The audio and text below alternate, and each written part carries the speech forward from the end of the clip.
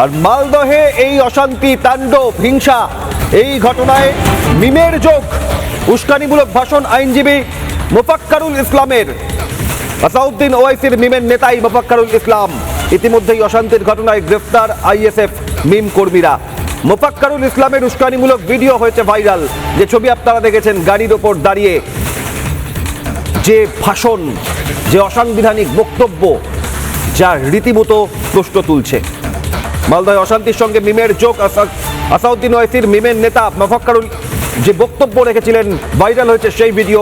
জাতীয় সড়কের ওপর দাঁড়িয়ে, গাড়ির ছাদে দাঁড়িয়ে, দেখুন সেই ভিডিও।